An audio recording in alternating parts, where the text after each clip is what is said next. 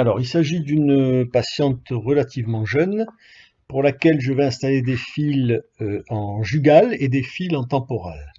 J'ai décidé donc de lui poser 4 fils par joue, essentiellement dans la partie postérieure, parce que je ne voulais pas lui gonfler les pommettes et donc j'ai décidé de ne pas mettre de fil sur le sillon nasogénien qui, en tirant vers le haut, lui aurait donné un peu plus de volume sur les pommettes. Je fais une anesthésie locale de tous mes points d'entrée, que ce soit en jugal ou en temporal avec une aiguille 18 gauges. Puis avec une canule de 23 gauges, j'anesthésie avec un mélange 50% lidocaïne, adrénaline et sérum phi chaque trajet de fil pour que ce soit plus confortable en mettant seulement, un demi ou moins d'un demi cc par trajet pour ne pas faire comment dire, une turgescence qui pourrait faire en sorte que le fil s'accroche mal. Je vous présente donc un fil là de 19 gauges par 100 mm de canule. Je tire sur la peau pour relifter la peau et je trouve le bon plan que vous sentez assez facilement puisque ça s'enfonce très très rapidement après sans quasiment forcer. Là j'y vais doucement pour pas lui faire mal et hop le plan est trouvé et dès que vous butez sur le cuir chevelu au niveau de la tête, vous enlevez la canule. De la même façon, je lui mets un deuxième fil tout en liftant la peau, ce qui est très très important, euh, avant d'introduire la canule avec le fil. De la même façon, je fais l'anesthésie de la joue.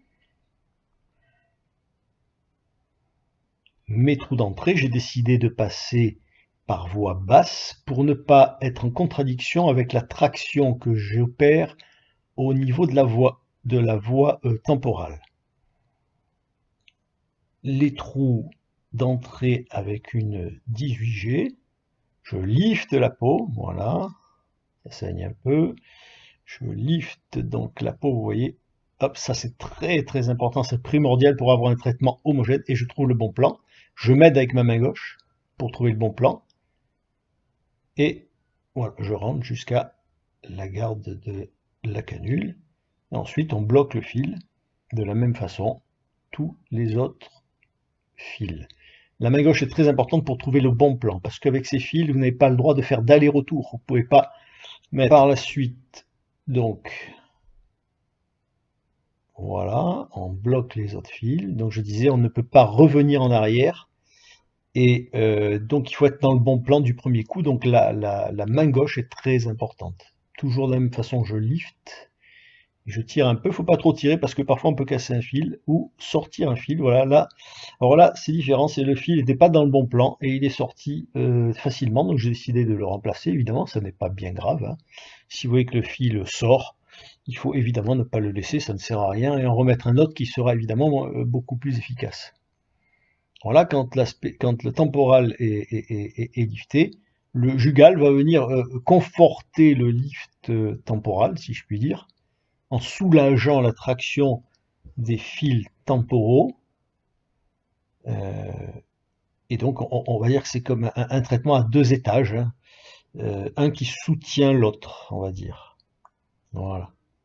Et donc, vous comprenez pourquoi je passe par le bas, parce que le mouvement que je fais là, si je devais le faire, si j'étais passé de l'autre côté, je pourrais décrocher mes fils temporaux.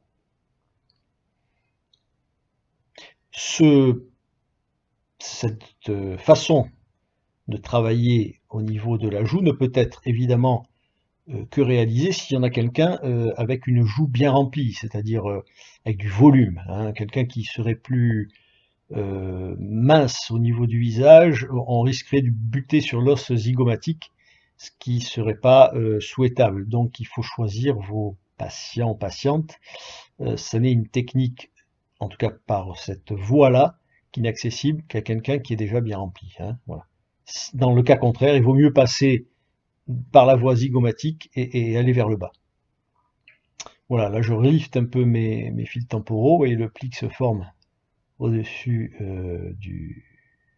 des fils, ce qui signe l'efficacité du travail. Les petites fossettes là que vous voyez ne sont pas graves, on va les enlever en massant, en nettoyant. Voilà, c'est pas, faut pas s'en inquiéter, hein, ça s'arrange très facilement sur le moment. On peut parfois laisser partir un patient avec une toute petite fossette parce qu'on sait que ça va relâcher un peu, qu'on pourra lui arranger, qu'on pourra lui enlever, on va dire, quelques jours après. Évidemment, il faut revoir vos patients 2 jours après, et une semaine après, et un mois après, hein, voilà. Quand le travail est fait, on retire sur le fil, on coupe le fil pour qu'il se rétracte à l'intérieur.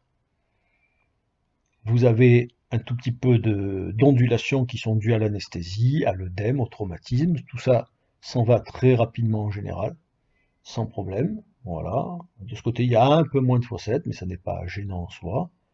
Donc les petites ondulations que vous voyez ne sont pas inquiétantes. Il ne faut pas s'en préoccuper. Et les petites fossettes, comme j'ai dit, si elles sont petites, disparaissent avec le temps, ou vous les aiderez à disparaître quelques jours après.